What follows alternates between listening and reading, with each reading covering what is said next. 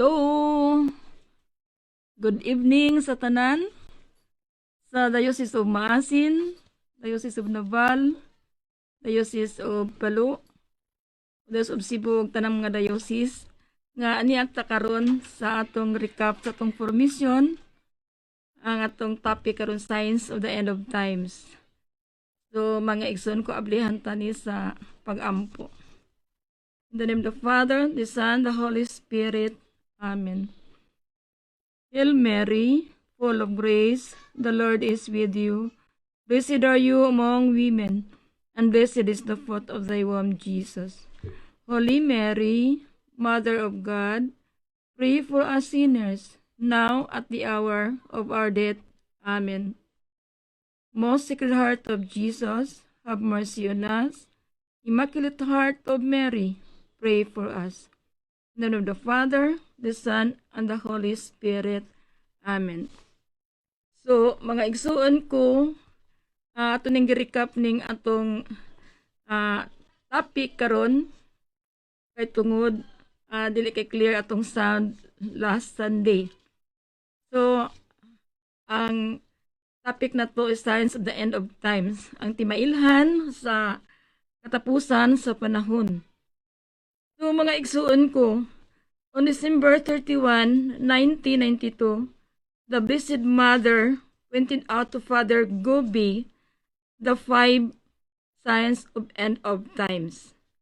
So, mga igsuon,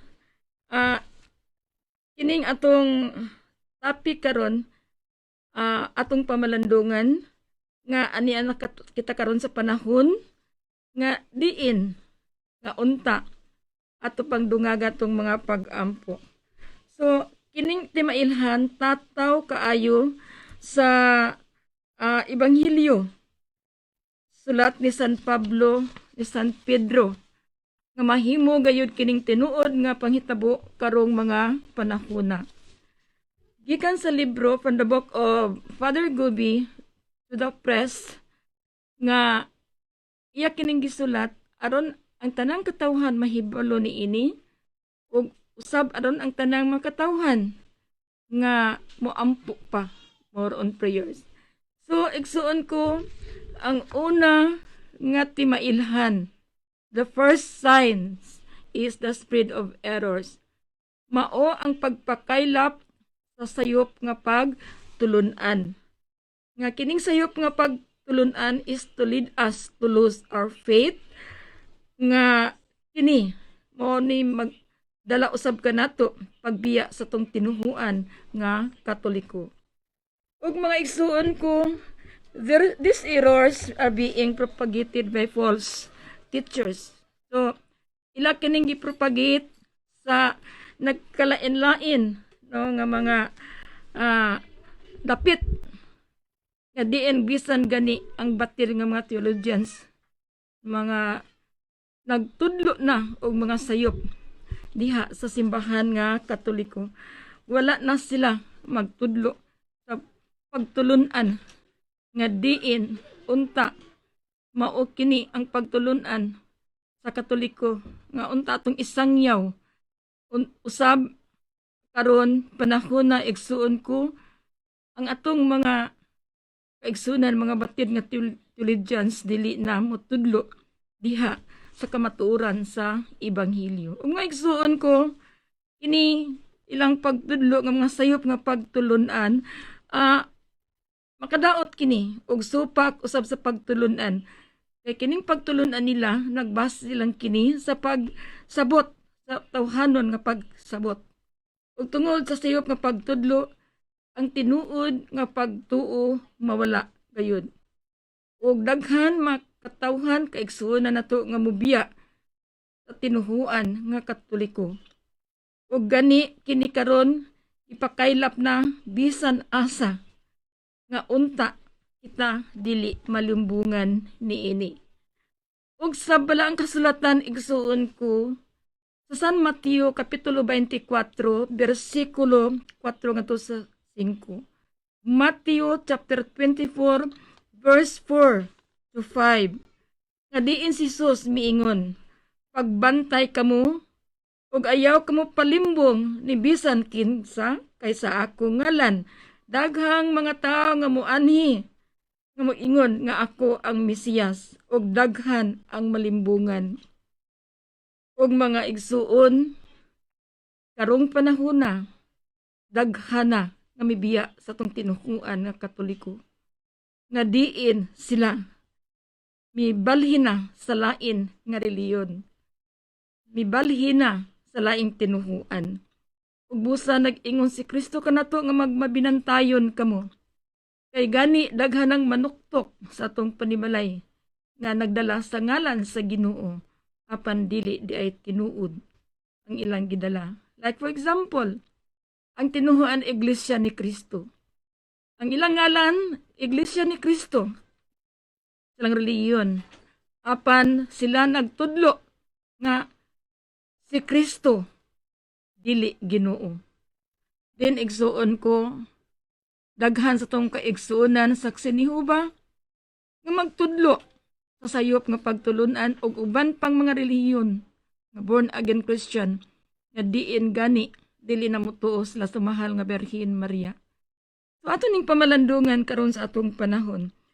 Sa balaang kasulatan sa Mateo 24 versikulo 11, Matthew chapter 24 verse 11, matod paspulong sa Ginoo daghan nga mga mini nga mga propeta nga manungha ug daghan ang malimbungan nila. Igsuon ko, daghana mga Katoliko nga nalimbungan nga diin unta kitang Katoliko Kristiyano nga magtuon kita sa atong pagtulunan. Isip usa ka Katoliko. Apan sadto nga karong panahona usahay ang tao madala sa mga butang kalibutanon.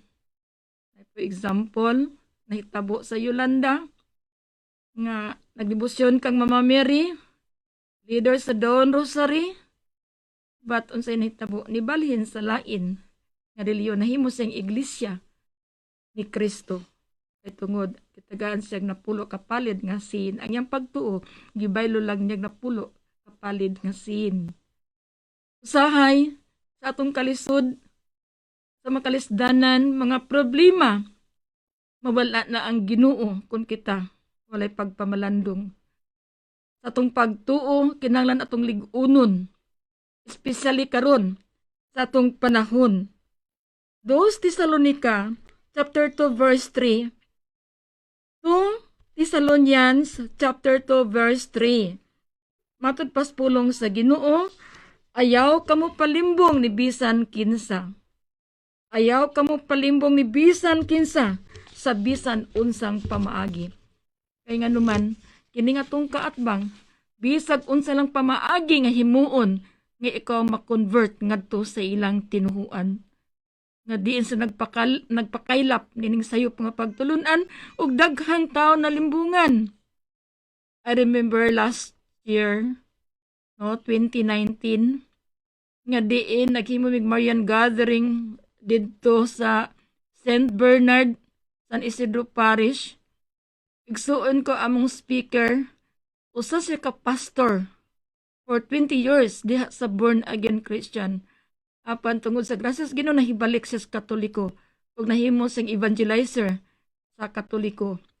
Matud pa niya nga mga igsuon ko sa tinuod lang kami nga mga pastor sa born again Christian, dili gayod namo ang pagbasa sa Biblia, dili namo ipadayon, putlo namo aron daghang mga Katoliko nga ma-convert sa tinuhuan nga born again Christian.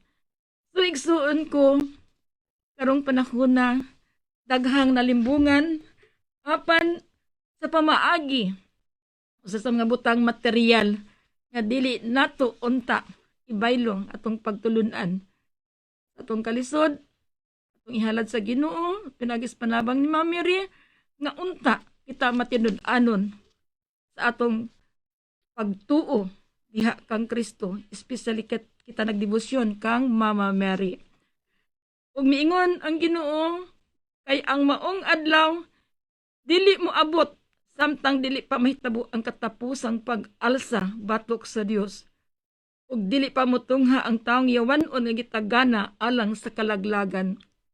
Igsuon ko, doon na day tao nga yawan-on ug gitagana kini alang sa kalaglagan sa mga katawhan. Apan pangutana, kinsa man kining mga tawhana?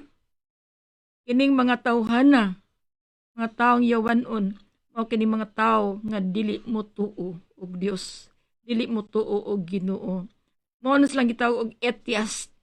Mao ni sila moagin sa simbahan ng Katoliko. Og atong pamalandungan nga kining mga tawhana nga diin oy naguba sa simbahan. Nga di sila motuo diha sa Katoliko nga simbahan nga unta dugang pang pag-ampo. Aron kitang tanan mahiusa pagdaig paghimaya sa Ginoo. Igsuon ko ang ikaduhang timailhan, the second sign is the outbreak of wars and practical struggles. So, usbon ko, the second sign is the outbreak of wars and practical struggles. So, sa Binisaya pa, ang ikaduhang timailhan, mao ang pag-ulbo sa gubat ug ang pakig-away ug ang pagpatay sa mga kaigsuunan. Mao kini siya karon nga atong malandungan nga diin mudala kini sa pagpakaylap sa kusog o kapintas igsuon ko diha sa pagdumot ug sa kasilag. Ug sa tanan paduna na ang kaluya. Maluya ng mga katawan. Usab mawala na ang ilang gugma. Samtang ang kinaiyahan igsuon ko o nga kalaglagan sama sa mga epidemics na mga katawhan. Nawala na ang uban. Sa gugma, nawala na ang ilang pagtuo. Especially, uban makigubat na. Like, for example, ni ang president sa Amerika, nasuko na pag-ayo, tungod ning pandemic, ng COVID-19, patigsuon ko, ato ning pamalandungan, kiniktanan, gialaw sa Ginoo, gitugot sa Dios. Kay sayod ta, tungod ka nato. Kay, kining panahon karon kining COVID-19, mao kini mudala nato paghiusa diha sa Ginoo.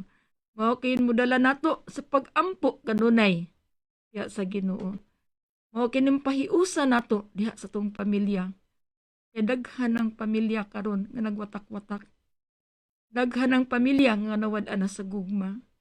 Busa igsuon ko nga kining atong pagtuo atong lig-unon kanunay. No? So diha sa mga katalagman, diha sa linog o gubat, apan igsuon ko, kining karon atong kaatbang dili nato makita. So, sa unang panahon, anaa ang mga pandemics, HIV, no? Anaa ang AIDS, so anaa ang Ebola, no? Di na iktahan ang daghang mga katawhan. Igsuon ko kung matong basa diha sa balang kasulatan atong mabasa Matthew chapter 24 verse 6 to 8. So padayon nga to sa 12:13. Matud pas pulong sa Ginoo, makabati kamog mga gubat sa duol ninyo ug mga balita mahitungod sa gubat sa halayo apan ayaw kamo kabalaka. Kay kining mga butanga mahitabo kini. Kinahanglan. So, kinahanglan mahitabo kini. Apan, wala kini magpasabot nga mauna ang katapusan.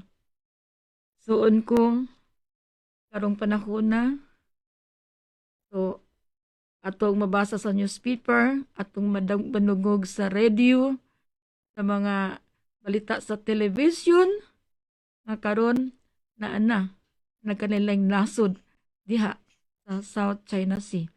O karong bagong ngalan is South Asian Sea.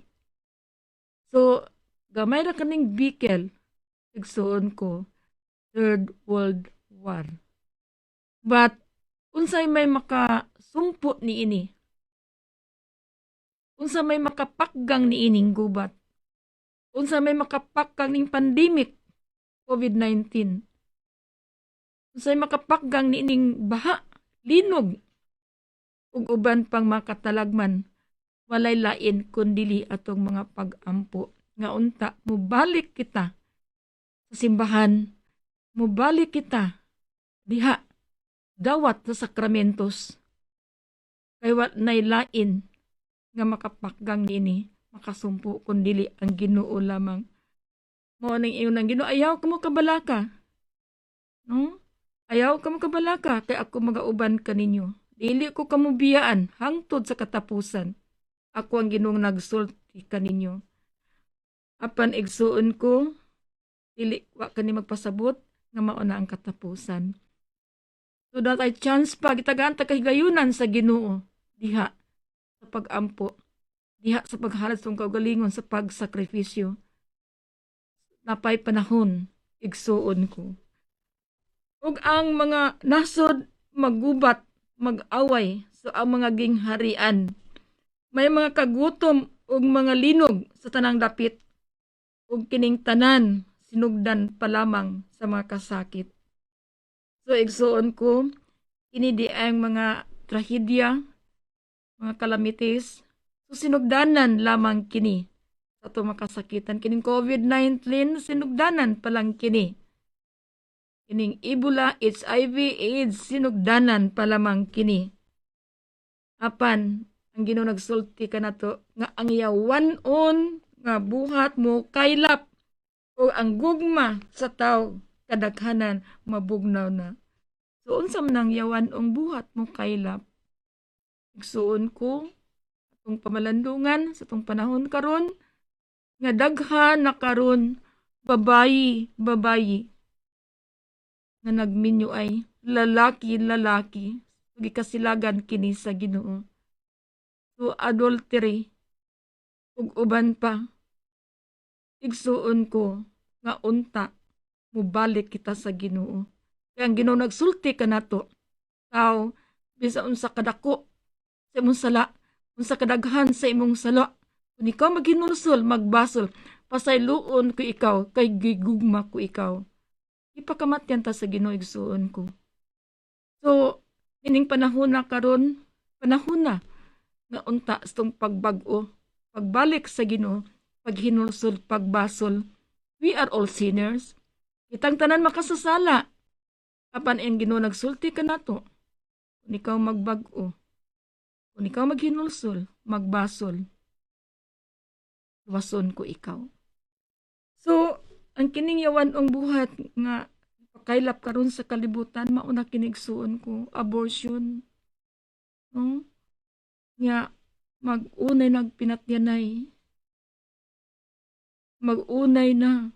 Pilipino batok, Pilipino di palang dugay last week. No? Dito sa Zamboanga. Pila ka buk patay to? 15. Daghang mga nasamdan. Suon ko nag-unay na. Pilipino batok, Pilipino. Amerika batok, Amerika. Ato nang makita sa tong panahon karon nga mao kini ang timailhan ug mawala na ang gugma sa usag-usa.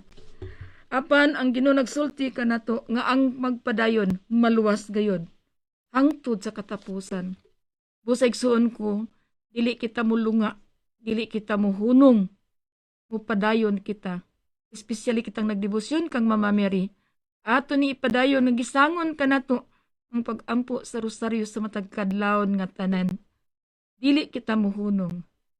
Ang muhunong igsuon ko, mapildi gud ta. Tinahanglan magpadayonon kita. Mulakutay kita, taliwala ning pandemic sa mapagsulay sa tong kinabuhi. Mga trials, mga kalisod, kay kining tanan duna kini katapusan. Suon ko ang kasaysayan sa panghitabo, daghan makalisdanan nga atong masugatan. 1995, atong hinumduman nga there was the earthquake in Kobe, Japan. Dito sa Japan naglinog og di 1,000 ka makinabuhi na kalas. Daghang nangamatay. Ug misunod ang linog dito sa Russia, sa Sakhalin, usab 2,000 2,000 ka makinabuhi nga nakalas, nangamatay. 1994, so dunay dakong baha dito sa Amerika. Atong basa di sa newspaper o diha sa radio. Sa Midwest, misunod ang Florida, sa California, sa 1995. O dinhi sa Pilipinas, 1991 ang baha. Nga daghan, dinibo nga mga kinabuhi nga nakalas. Dinha sa Ormoc. O taga Ormoc, inyo gining nga sinati. Nga daghang nangamatay, tungod ding trahedya. O atong nadunggan, nakita na to sa television. Dito sa Ginsaugon. Dinto ata every month naghatag permission nila sa St. Bernard, Barangay Ginsaugon. Sikan biggest barangay in St. Bernard. Tibuok barangay gitabunan sa yuta. O uban pang mga nasod sa India, sa Bangladesh, nga diin na shortage sila sa pagkaon dito sa Somalia, sa Ethiopia, o uban pang mga dapit. So mga igsuon ko, na kining mga kalisdanan, mga trahedya makalamitis, ngano man, nagialaw ni sa Ginoo. Yan ang gitugot, aron kita masuod kaniya. So, why there is war, why there is flood, no? Ngano man, igsuon ko, yan ang gitugot, tungod siya na kung gugma, alang kanato. So, ning tanan atong na sinati, kalisdanan, mga kalamitis, kalamidad, apan tungod ni sa sala. Tim, atong unang panahon ni Noe, yugasan ang tibuok kalibutan, tungod sa sala. Gisunog yung Sodoma o Gomora, tungod sa kahilayan sa sala. Nga unta karong panahon na, nga mubalik na ta sa Ginoo. Magdibusyon ta ni Mama Mary. Kay wat na lang makatabang ka nato, kundili si Mama Mary lamang mga igsuon ko. Andam sa pagtabang ka nato. Atong i-consecrate ang atong kaugalingon. Ngadto kang Mama Mary. So Jesus through Mary.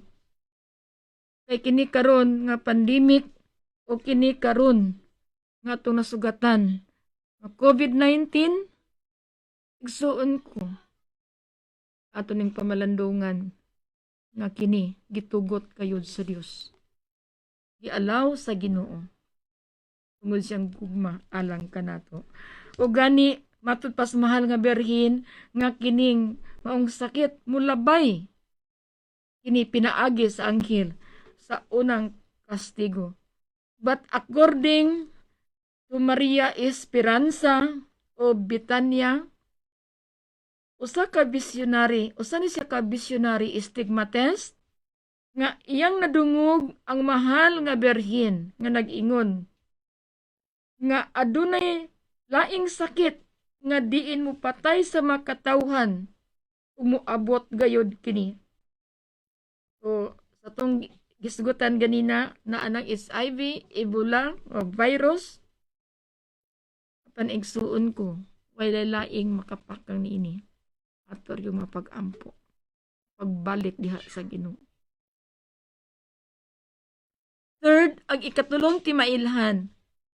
The third signs of end of times is the bloody persecution. Bloody persecution.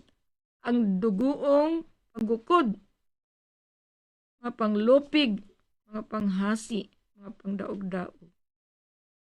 But if we read in the Bible, Matthew chapter 24, verse 9 to 10, o 14, matud paspulong sa Ginoo, unya panakpon kamo sa mga tao aron silutan. Ug unya patyon. Kasilagan kamo sa tanan tungod kanako ug daghan unya niadtong panahona mubiya sa ilang pagtuo. Suon ko sa atong panahon karon nowadays na ato nang makita ang patay. Ang patay adlaw-adlaw mamatay. Ug daghan na usab karon nga mibiya sa ilang pagtuo. Daghan na karon nga mibiya sa tinuhuan na Katoliko. Ug kining maayong balita igsuon ko mahitungod sa paghari sa Dios iwali ngadto sa tibuok kalibutan aron masayod niini ang tanang tawo ug unya moabot ang katapusan. Matthew chapter 24 verse 9 to 10. Take note. Karong panahon na nga unta mutabang ta pagsangyaw ni ining santos nga rosaryo. The most powerful prayer is the Holy Rosary. We are meditating the life of Jesus and Mama Mary. Ug kita unta nga upay simba musimba ta matag Domingo. Kay the highest form of sacrifice, the highest form of prayer, mao ang Santos nga Misa, the Holy Mass. It is Jesus Himself diha sa Eucharist. Mao ni atong buhaton igsuon ko nga unta kita mutabang atong kaigsuonan diha atong kaugalingon ang pag-evangelize, pagpaabot sa pulong sa Dios sa atong mga kaigsuonan. Ilabi na sa atong igsuon nga naa pa karon diha sala. Daghan sa mga kaigsuonan karon igsuon ko nga diin bisan gani ang sayop ila nang gipainsakto o ang sakto gipakasayop mao nga moabot gayud ang tanan dunay katapusan. Moabot ang panahon nga kining tanan dunay katapusan. Mulabay ra kini igsuon ko. But anang paggukod sa simbahan ubos sa kamanduan, no? Kining mga komunista, communist, walay Ginoo. Especially diha sa Eastern Europe, diha sa China, sa Russia, kang atheist, sila motuo sa Ginoo. Mga gamhanan kini sila. Ug daghang linibo na nga matay because of their faith, tungod sa pagtuo. Atong hinumduman igsuon ko, year 1981, nga diin si Pope John Paul II, ang atong Santo Papa, ipusil siya sa usa ka atheist. Dili mo tuog Ginoo. But salamat sa Ginoo nga siya nakasurvive. Nabuhi si Pope John Paul. But iyang gipasaylo ang nagpusil kaniya. Ug mao sila kini mga atheist, antichrist nga mugukod sa atong simbahan nga Katoliko. So igsuon ko ang gipanagna ng daan nga mga matinud-anon nga mga Katoliko nga diin diha nag-alagad sa Ginoo, clergyman, laity man, muatubang gayud og mga dagko nga panggukod bisan gani sa kamatayon. Bisan gani sa kamatayon. So dili ta angay mahadlok. Bisan pa patyon ta. Kay nganuman igsuon ko, human ining tanan dunay tinuod na kinabuhi nga naghulat kanato. Dito sa langit anaa naghulat nato ang Ginoo naa si Mama Mary. So karon ang katawhan anay kahadlok. Mahadlok matay Mahadlok ko na kwarta, mahadlok sa mga balatian, ug uban pang kahadlok. Kay hadlokon kita sa demonyo aron mawala kita sa atong pagtuo diha sa Ginoo. Ako nang sa unahan, daghan karon mibiya silang tinuhuan tungod sa kalisod, tungod sa kahadlok. Sa mga igsuon ko, padayon kita, no? Apan unsay sulti sa Ginoong nga igsuon ko pinaagi sa tong pagtuo nga ato kining ipadayon atong pagtuo apan kining mga antikristo, kining mga dili mo tuo o Ginoo, mao kining timailhan nga sila mosulod na sa templo sa Ginoo o sila mulingkod na sa trono. Doon ko daghan na kaayo nga wangkon, no? I am the Son of God. So nakadungog na mo ni ana, ako ang Ginoo. So daghan na mosulod kini sila sa templo sa Ginoo. Apan matapas Ginoo kung kinsa katong magpabilin og matinud-anon sa Ginoo siyang ebanghelyo o barog sa iyang tinuod nga pagtuo, maora gayud siya maluwas. So idsoon ko atong barugan atong pagtuo. Adto si daghan karon sa igsoon nato paling-paling. At ato kining barugan. Bisan pa sa kamatayon. Amen? So, the fourth sign, ang ikaupat nga timailhan atong panahon karon, maod tawag og the horrible sacrilege. So, unsa maning horrible sacrilege? Ang makalilisang pagpasipala sa mga butang nga sagrados. Ang pagbuhat og daotan, igsoon ko pinaagi kaniya og diin gipahimutang sa iyang kaugalingon batok ni Kristo. Mao na sila mga antichrist. Ug mosulod sila sa simbahan. Mosulod sila sa balaang templo. Apan, if you read in the Bible, atong mabasa diha sa 2 Tesalonica, Kapitulo 2, versikulo 4, ngadto sa 9, 2 Thessalonians, chapter 2, verse 4 to 9, matupas pulong sa Ginoo, nga supakon niya ang tanan nga gipakadiyos o gipakabalaan sa tao. Suon ko sa atong simbahan, atong makit-an, gani atong nga tabernakulo na naa sa atubangan des sa altar, gibalhin na sa daplin. Atong nga railings, giguba na. Musulod na sila sa templo. Ang gibalaan, gipakabalaan sa tao, no? Supakon nila. So, klaro kaayo sa balang kasulatan, suon ko. No? Ug magpalabaw sila kanilang tanan. O gani mosulod siya og mulingkod sa templo sa Dios og muangkon nga siya ang Dios. Ang taong yawanon muanhi nga may gahom ni Satanas ug mahimo sa tanang matang, mahimo sa mga milagro o mga buhat nga katingalahan. Ug ang yawa usab ang demonyo mahimo usab siya mga milagro. Mana igsuon ko nga dugan pang pag-ampo, especially sa atong panahon karon, aron dili ta malimbungan sa atong kaatbang.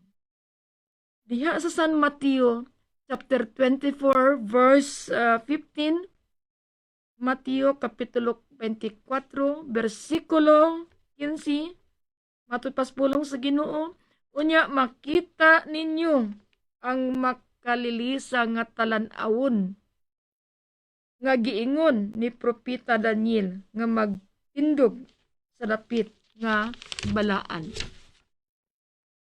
Diha Daniel, walang kasulatan, Daniel chapter 12 verse 9 to 12. Ang pulong sinagingon, lakaw Daniel kay magpabilin nga tinaguan ang kahulugan sa mga pulong hangtod nga moabot ng katapusan. Daghan ang magputli sa ilang kaugalingon og mahimong buotan. Ug pinaagi niini karong pandemic COVID-19. So daghan sa atong mga igsuon nga diin mangita na Ginoo mosimba na. Mga igsuon na naapektuhan ning coronavirus nga diin sila ni sangpit na Ginoo. Especially katong naapektuhan nining virus karon. Ug mamahimo na silang buotan ug makasabot ni ini ang mga dili kasabot ni ini ang mga daotan apan makasabot ini ang mga maalamon. Mao mag-ampot tas Ginoo nga Lord, unta mahimo kong maalamon nga Lord, tagai ko grasya Ginoo ako makasabot nining tanan. Ug padayon ta matapos Ginoo sukad sa panahon nga hunungon na ang inadlawng halad ug sunugon ug ipahamtang ang makalilisa nga talan-awon. So matud pa may 1,290 ka adlaw nga molabay. Sa bulahan ang naghulat ug buhi pa inig abot sa 1,335 ka adlaw. No? Ano man igsuon ko. So unta nga naa ang simbahan. The source of all graces naa si Jesus. Naa sa Eucharist nga unta napatay chance bisan gani karon sa pandemic nga nibalik na ang simbahan karon nining santos nga misa. Kuning kay gayunan nga gihatag sa Ginoo ato ning pahimudsan samtang may panahon pa. So the Holy Mass is a daily sacrifice. Adlaw-adlaw kining sakripisyo ang santos nga misa. Ang sakripisyo sa santos nga misa gibag-o nga diin gihingpit kini ni Hesus diha sa Kalbaryo. Ug diha sa mga Protestante igsoon ko mga pagtulunan dili sila motuo ni ini. Kay kini usa lamang ka simbolo balaan ng pagkaon nga din gihandom sa katapusan sa panihapon. Dili sila motuo nga kini Eucharistia si Hesus. Ang kasaulugan sa santos nga misa ila kining wag tangon. Mabot ang panahon. Wala na'y santos nga misa. That's why bulahan. Nga karon makasimba na ta. No? Makasulo na ta sa simbahan. Ang santos nga misa sakripisyo kini gikan kini sa ang santos nga misa gikan kini diha kay Kristo. It is Jesus himself. Sa santos nga Eucharistia buhi si Jesus.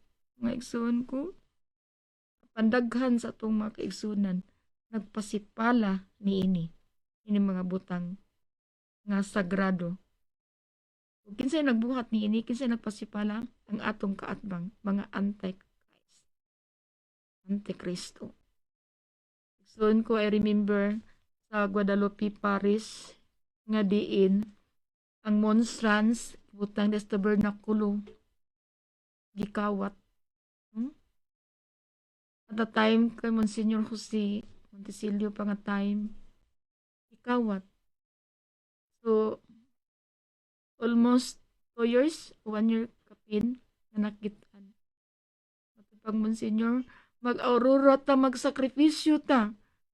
Nung magmatatag kadlawon, magsakripisyo, aron, iuli atong monstrance. Apan tinuod na uli igsuon ko, dito giuli sa St. Teres Parish, sa Lakog. Nabalik kayo. Tumao na ang pagmatas sa kadlawon sa pagampo sa santos nga rosaryo. Sacrifice and prayer. Igsuon ko, grasya kini. Dako kini nga grasya kung kita makahimo ni ini. Ang tanan, mahimo ni ini. Ang pagampo sa rosaryo sa matag kadlawon nga tanan. Ug ang mahal nga birhen nagsulti nat mga igsuon ko nga ang makilisa nga pagpasipala sa mga butang sagrado. Ako kini nga sala. Nagpasidaan siya kanato nga ang matinud-anon dili angay kawad-an sing paglaom ug antuson sa pagbag-o ug pagbabilin. Kita magpabilin sa Katoliko sa pagtuo. Bisan unsay mudangat. bisan unsay mahitabo, no? Ato ning ipadayon bisan pa sa kamatayon. Amen. Fifth signs, ang ikatulo nga di mailhan sa tong panahon karon is to consist in extraordinary phenomena. So, ang usbon, ang ikalima nga ti mailhan, ikan kini sa talagsaon, mga butang, mga katingalahan. Ang ikalima nga ti mailhan. Diha sa balaang kasulatan sa Mateo 24, versikulo 29, ang pulong sa ginagaingon. Unya tapos sa kasamok niadtong mga adlaw mong dili na mo danag ang bulan, mga hulog gikan sa langit ang mga bituon ug motipas na sa ilang naandang agianan ang mga planeta sa kawanangan. Mo na gitawag so 3 days darkness. Apay nahitabo ni wala. Ano man tungod sa itong mga pag-ampo. Apan matupas Ginoo kining tanan nga akong gisulti, dili ko kini pakyason, matuman kini ang tanan. If you remember katong dito sa Fatima last apparition sa mga berhin nga diin the miracle of the sun, no? Sa Fatima matud pa nila mao na tong katapusan, end of the world, no? Apan ang pagkatapos sa pagpakita sa mga berhin, no? Ipunting kini niya sa tanang katawhan kanatong tanan, no? Ug usab man ingon man sa tong panahon karon. Alang kanatong tanan, katawhan nga unta kita magbag-o na umubalik diha sa simbahan. Matthew chapter 24 verse 30, Matthew kapitulo 24 versikulo 30. Matud pas pulong sa Ginoo, mutungha sa langit ang timaan sa anak sa tao, ug manghilak ang tanang banay sa yuta, ug makakita sila sa anak sa tao nga moabot sinapnay sa mga panganod sa langit ug may gahom sa dakong himaya. Soon ko, whether we like it or not, ang Ginoo mubalik gayud. Mubalik gayud siya. No? Nga din kitang tanan i-judge niya. So magdepende kini kanato igsuon ko. Mga igsuon natong pamalandungan kini mga timailhan nga diin ang Ginoo nagpunting nga natong tanan diha sa ebanghelyo aron kitang tanan makaandam sa katapusang panahon. Did you remember katong parable katong kahoyng igira? So atong mabasa ni diha sa San Mateo chapter 24 verse 32 ngadto 33. No? Mateo kapitulo 24 versikulo 32 ngadto sa 33. Matupas pulong sa Ginoo. Uhain ninyo og pagtulun-an ang kahoyng igira.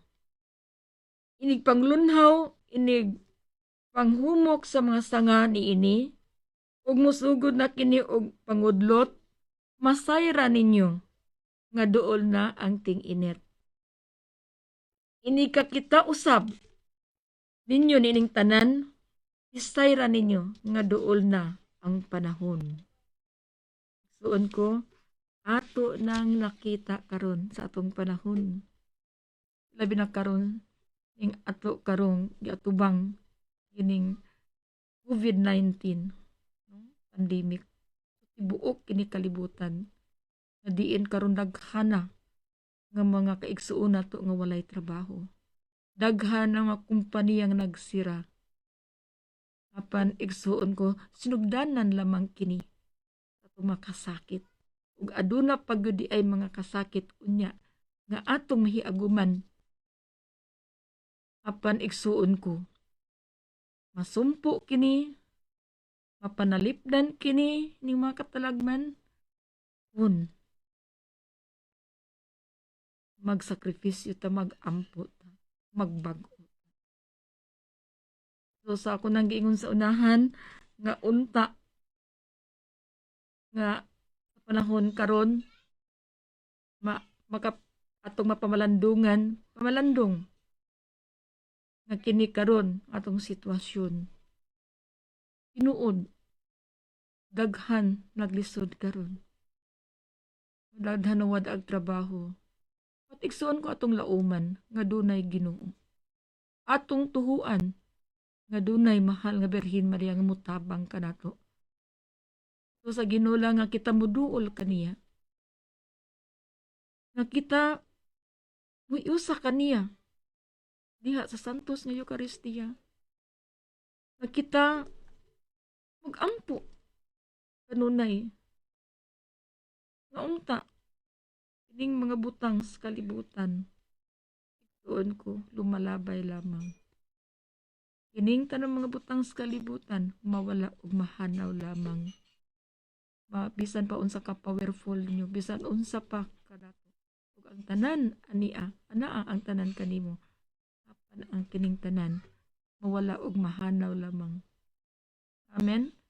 So ato ning ipamalandong nga unta ato lang pamalandungan kinang tanan nga atong dawaton acceptance. You know, there are 4 graces that we have to acquire from God. Mga grasya. Number 1, we must have to accept. Acceptance atong dawaton kining COVID-19. Dawaton na to kalisod. Dawaton na to ang tanan, mga kalisdanan. Trials, problems, sufferings. Ug atong ihalad sa Ginoo. You know, kung kita mo offer sa kagalingon diha sa Ginoo, to be united with Christ is very painful. Sakit. Ikaduha, grasya. Repentance. So, pag-uta, you must contrite. You have to contrition, no? Contrite in our life. No? Receiving the sacramentos. Ano na yun? Ikatulo, offering. That's why we must have to offer to God ourselves, no? Everything. Ang tanan atong ihalad kaniya. Number 4 is humility. So in our spiritual life, igsuon ko, we need humility. As Christ humiliate Himself. Even though He is God, He give His life for us. Yaghatag yang kinabuhi. Alang ka nato. We have to reflect the life of Jesus. Unsa day kadako siyang gugma alang ka nato. Okay, akong usbon, ang pag-acquire, no, sa mga grasya diya sa Ginoo. Una, aduna tay pagdawat, acceptance. Ikaduha, aduna tay paghinulsol, repentance. Ikatulo, aduna tay offering. Kung i-offer atong pagalingon nga to sa Ginoo. Offering. Ikaupat, humility.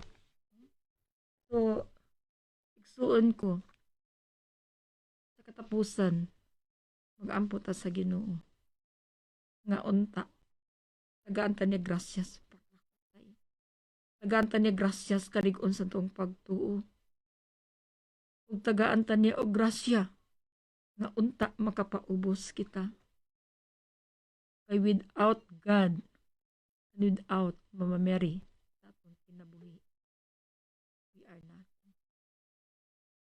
We can do nothing without. Sigsuon ko mao kining 5 katimailhan sa atong panahon karon.